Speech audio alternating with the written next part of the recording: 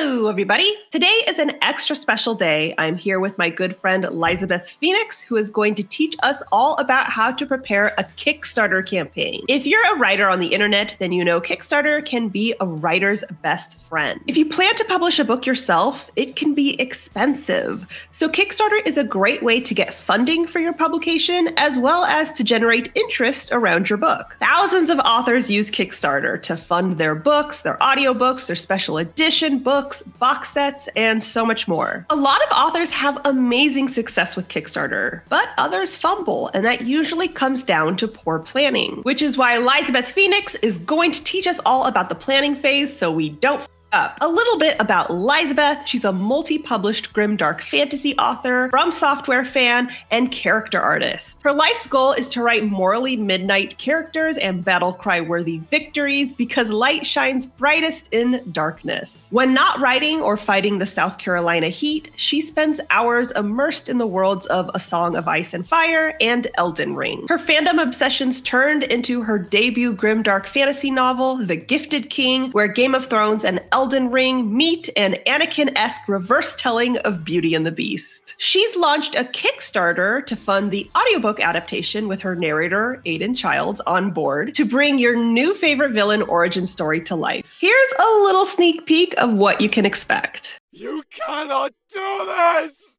He roared, heaving, falling to his knees on the cobbled street and clutching their ashes against his heart. Despite the fire, the world had gone cold, colder than the north in the dead of winter, colder than life without the sun. Let's learn about Kickstarter. Lizabeth, thanks so much for stopping by. Thank you so much for having me. I'm so happy to be back. I'm so happy that you are back. This is super exciting. So let's start with the basics. What would you say are the main topics or components that writers need to organize ahead of time before a Kickstarter goes live? That's actually a very good question. And I wrote down a bunch of ideas and I narrowed them down to like the most important pieces. The first thing you're going to want to get together is your deliverables, which is what you're going to be, sending to backers when you complete the project. And once you have those in order, you can gather your budget, consider your collaborators, your timeline, your distribution, and then any legal considerations. For example, I'm doing an audiobook, so part of my legal considerations was, do I want to do Audible's exclusivity or do I want to distribute wide? So I would say start with those. Oh my gosh, I'm already overwhelmed. I'm already just like, how did you do this? Because I've never done a Kickstarter and I would like to do one in the future, but it seems so overwhelming. And just knowing that those aren't even everything, those are just the basics. Oh my gosh. Yes, no, we'll break everything down. Okay, cool. Typically, preparing a Kickstarter includes working with collaborators like voice actors, artists, or printing companies. What's your process for planning who to work with and making it happen? When you start your Kickstarter, like when you launch, you want to have as few hiccups as possible. So the behind the scenes planning is like pivotal. The first thing I would suggest is lining up your collaborators and like interviewing them so that you know who you want to work with and who you're confident partnering with for your project. So you want to onboard your collaborators first and foremost. That's what I did. I interviewed, and everybody that I interviewed with was fantastic and incredibly professional. And then I found the person who was the right fit for the project. You also want to be very upfront on the contingency of your Kickstarter funding. So Kickstarter is an all or nothing platform. And so you want to be really clear with the people you're partnering with that the project moving forward is contingent on whether or not you fund. And then you want to have some idea of your timeline. You want to know the month that you want your project to launch in and your benchmarks leading up to that. So what benchmarks in the pre-production process you want to hit leading up to your launch month. That's not as overwhelming as I expected it to be. For some reason, I thought it was going to be like a huge hassle, but just interviewing people. I've done that before. Yeah, you kind of want to find the people that are going to be the right fit for your project, and you get your timeline in order. You make sure they're cool on how the money's going to flow. Mm-hmm. And then at that point, once you have all of your back end put together like that and your collaborators, you can start on your project page, which in my opinion was the fun part. Oh, that's awesome. Okay. Because the project page also seems overwhelming to me. So I'm glad to hear that it's fun. So whenever I see Kickstarter pages for writers, they're usually super decked out with gorgeous graphics. How important is this step, and how do you recommend making and utilizing these promo images? I actually think it's very important because there's been like a major shift in like the need for character art and visual storytelling in the bookish space. So like there's character art everywhere now. And readers devour stories for the experience. So if you're kickstarting a readerly project, I think character art and visuals is going to be really helpful for that, to like lock people in and get them interested in your project. Personally, I use Canva to create my visual assets, but there are other design platforms out there. I think for like the basics, you're going to want to have, like if you're doing a bookish project, you're going to want to have your cover, one or more pieces of captivating character art, and then samples of the project you're going to present. So for me, that was like narration samples of pivotal parts in the book. So my narrator was super fantastic and recorded some samples that I like chopped up into like sections, and I included those. If you're doing a book and not an audiobook, you may want to include non-spoilery but like hooky sample sections that are going to like draw people in and like show them what you're going to be like delivering, like stuff that highlights your tropes, etc. So to sum everything up, I would say that visuals are going to be really important on your project page, because non-writerly Kickstarters use project and product mockups, etc. So you definitely want to lean into that, because, you know, times are hard right now.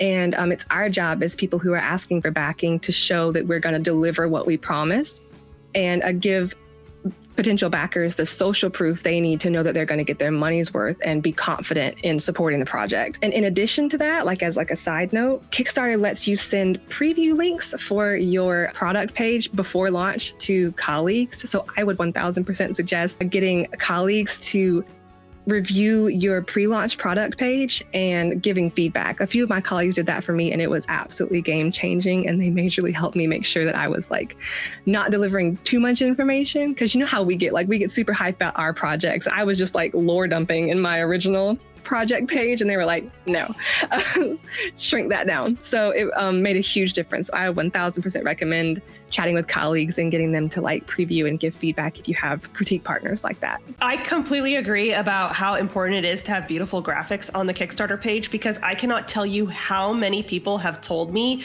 that they didn't know who the author was. They didn't know anything about the book. They just saw the Kickstarter page and all the pretty pictures, and they pledged. I feel like you have to do it.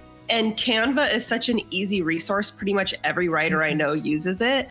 So it is like, there you go. Just use Canva, make your Kickstarter, and you'll hook everyone. It's like moths to a flame. You'll hook everyone with the pretty twinkly lights. or in my case, very scary. Right, exactly. You gotta know your audience, right? Right. Evil twinkly lights. I have bought books off of just the character art alone. I was like, you know what? I'm sold. I want all of this that you got going on right here. Exactly. So, absolutely. I would say that art is game changing, and there are a lot of very affordable artists that are, on the interwebs right now, so that you don't have to use AI if you don't want to. There are plenty of affordable artists who can create art for you so that you can spruce up your project page. I have found some amazing artists who are super affordable, so it's definitely possible. Absolutely. So one of my patrons over on Patreon, Person27, has a great question about the timeline of preparing a Kickstarter. And this is actually the question I was most interested in hearing an answer for.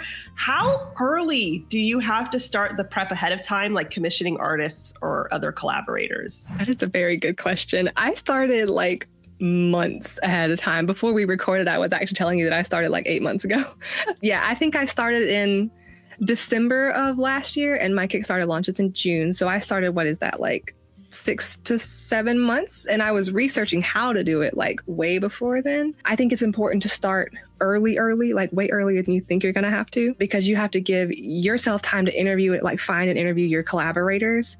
See if they're going to be available during your production window, because once you launch contingency on funding, then your production window begins for some projects. So you have to make sure that you know when you're going to need your collaborators, and then give room for life to life. I guess story time or whatever. I was originally story time. I was going to launch in May, but I caught a cold right when I was supposed to be really marketing. And so I messaged my narrator. I was like, listen, I am like under the weather. Can we push this back a month so that we don't lose steam? And he was like, yeah. So in my experience, I think 6 months ahead of time gives you enough time to like organize, interview, plan, etc. But bear in mind that I am running an audiobook project, so I have nothing but digital deliverables. If you're doing like a larger project or you're doing physical deliverables that need shipping and all that, I would add more time just to give yourself time to triple check stuff, check your math, all that kind of stuff. I'm always telling people, give yourself more time than you think you're going to need. Yes. Because something's going to happen. And I've never had a book release where nothing, knock on wood, the only book release I had where nothing happened that was like crazy out of the norm was How to Write Romantasy. But every other book release I've had, something pops up. I learned that with my first book. And then after that, I've always given myself extra time just in case. And something always pops up because life is like that. With The Savior's Sister, it was COVID. All the print production times were months longer than they were supposed to be, but I had given myself enough time where it's like, well, okay, there's a plague. It's all right. Oh my God. So yeah, I completely agree. Give yourself more time than you think you need because you might get sick or COVID might hit or something else. There may be a plague. Right. And I am not laughing because it's funny. I'm laughing because like, wow. Right, because it's so real. How do you cope with all of this that's been going on? If you don't laugh, you'll cry. So you gotta laugh. And then also sometimes the hiccup is book related where it's like the cover is the wrong size or something like that. So you just gotta give yourself enough time because things just love to go wrong when you're trying to release a big project like a Kickstarter. So I could not agree more. If you were going to be like, oh, just a month, I was going to be like, no. Yeah. I remember telling you I was like this close to the Gifted Kings release and I found out that I had used an N- instead of an M- on the cover. And I was like, wait, so plenty of time. Like I would say if you think you need this much, I would give yourself like 2 extra months just for stuff to go. That's what I always do. I always give myself at least 1 extra month, but usually I aim for 2. So person 27 from my Patreon page had another fantastic question. How do you figure out your Kickstarter budget, including what you plan to ask for on Kickstarter, as well as what you plan to cover yourself, if anything at all? Like I said, I was researching really early. And when you're considering your budget, there's some extra things that you might not like immediately think of that you have to consider and include. Kickstarter takes 10%. And then those of us who are self-employed kind of do this already. But if you're new to it, you have to set aside 30% for taxes. Please, disclaimer, double check all that because that stuff changes all the time. So you're going to want to total up all your costs. And that includes taxes, VAT, shipping if you're going to be shipping deliverables, etc. All the things you're going to be purchasing. For me, most of my expenses were stuff like the audiobook itself, the cover, because I had to get a separate cover made, obviously, for the audiobook. Distribution, like BookFunnel, and then stretch goals. You may want to also budget for stretch goals. And stretch goals are like if you surpass your original funding goal, what will you be giving backers who can help you reach these new goals, like new tiered goals? So you may want to include a budget for that as well. I think the second part of that question was, should we cover anything ourselves? To that, I would say Kickstarter is an all or nothing platform. So you can only move forward if you fund. If you're confident that you can cover certain aspects without, financial hardship, I do think it's wise to cover what you can without, hurting your wallet, because especially in today's global economy, you are probably objectively more likely to be able to fully fund a smaller goal because everybody's penny pinching right now, rightfully so. Additional idea is that some creators also include payment for themselves for their own labor, which I think is really smart because, it takes a long time to make these things and you may want to include like a wage for yourself. But since Aiden is doing all the work on my audiobook, like I'm not doing any actual work on this part, he gets all the coin for this one and it goes straight to him and external expenses. So I'm not taking a cut, but it is something to consider. Those are the things that I would think about first and foremost and then do some additional research on. Yeah, I spoke with another author who said that sometimes it's a better idea to make your goal, assuming you can afford it. Sometimes it's a better idea to make your goal a little bit lower than what you actually plan on spending, just so that you can hit it and be guaranteed some money. And usually, like if you're doing all the marketing, you overfund and you end up covering the full amount that you're paying anyway. Plus you might make some extra bits, but obviously that's still a risk. So, if you can, then go for it. But if not, like, the whole point of Kickstarter is so that you don't have to pay for it. You can kickstart it. Right, exactly. So setting up a Kickstarter is all well and dandy, but people have to know it exists in order to pledge. So how can writers go about scheduling press or publicity for their campaigns? Funny enough, the marketing was like the more challenging part for me than the prep was. My collaborator, Aiden, has been very helpful and professional throughout. So make sure that you are finding people who are willing to like go back and forth with you a lot, because there will be a lot of communication that has to take place to get everything together. So step number one is we set up a collaborative progress tracker. So you know how they have work software at your job where you can like check off tasks that you've done, etc. So we set that up, and like I onboarded him so that he could see what I was working on, because I wanted transparency. And there's nothing worse than working with someone who will not give you project updates. I wanted to make sure that he knew that I was in fact putting in the work that I had promised to put in to promote the project. Part two is you're going to want to leverage your organic social media first. So the second that I knew we were going to be launching this Kickstarter, I started posting on my socials to kind of get my audience involved, let them know like this is a project that's going to be happening in the future, mark your calendars, and just posting multiple videos and static posts on your organic platforms. I feel like such a professional. Organic platforms. If you're a creator who has a street team, like we're authors, so we have street teams that help us promote our upcoming projects, I would say mobilize your street team. And I have a wonderful team. They've been so lovely. They've been so helpful, like reposting my stuff. A lot of times people will reward their street teams with exclusive stuff like behind the scenes goodies and art and stuff, so that they're getting something out of helping you promote. I would say street team, like that point also includes your mailing list. If you've got people who can help you maximize your reach, I would say mobilize your mailing list also. And then finally, I reached out to press contacts. So in my case, these are fellow authors and bookish content creators who I know enjoy my work, because like Vulgaire is not for everybody. Like my book is not for everyone. So you want to make sure that you find people who are in your niche and who are going to have an audience that would be interested in the project that you're producing. And then you can schedule a whole bunch of stuff. Like you can schedule interviews, live streams. They've got Ask Me Anythings like on Reddit. You can even do stuff like newsletter swaps, like just get creative, do all the things. As far as how you reach out to press, I guess is the last sort of portion of it. You have to make sure that you are bringing value to your host. So put together like an actual thoughtful, personalized pitch where you are actually bringing value to their platform. Don't just be like, hello, would you like to promote this for nothing? Yes. Bring value to the people who are willing to host you.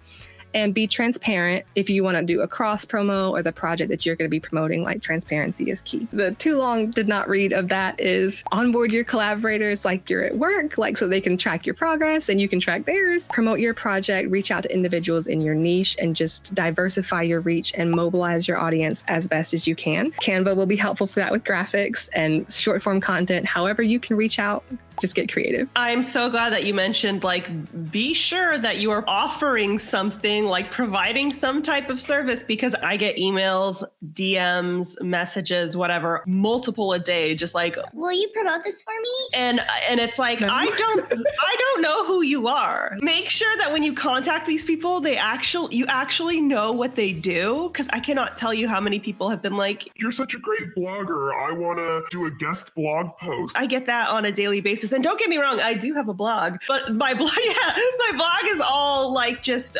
content from my YouTube channel. I've never had a guest blog post in my life. So it's like, that's another reason you give yourself so much time, is because reaching out to your press is going to require research. Unless you have like previously established connections, you do want to take the time to actually know what they do, know if they host guests in the first place, because a lot of podcasts and channels and platforms don't host guests. You want to make sure that you are compatible and that you're not bringing something to their table that they don't want. Exactly. Absolutely. Thank you so much for joining us. Can you please tell us where my followers can find you and your work, and if you have any exciting projects coming up? Ooh. First of all, thank you for having me. I always have such a blast being on your channel, and I know that I get long-winded, but I hope that this time it was educational. I think last time I ranted about villain arcs for like 15 minutes. I loved it.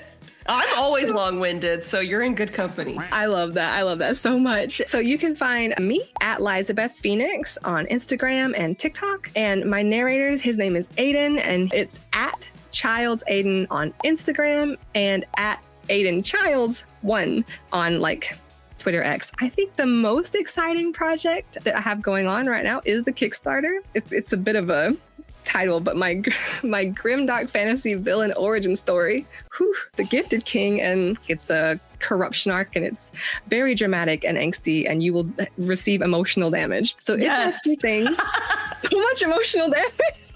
We love it. I once had I have a review, I think somewhere on Goodreads, where the reviewer said, make sure you have your emotional support items right next to you. So if you're into emotional damage, like moi, The Gifted King has a Kickstarter, and Aiden does a fantastic job. We've got samples up. He delivers all the like grit and angst and drama that the main character requires, and you can find it by typing The Gifted King in the Kickstarter search bar. It's got the main character's scary face all over it, and we would love if you join. The lowest tier is $10, and that's like 50% off the post-production value, and it's 100% human voiced. So you'll be supporting a lot of authentic creativity, and I think that would be amazing if you'd be willing to back us. And that is the most exciting thing I have going on right now.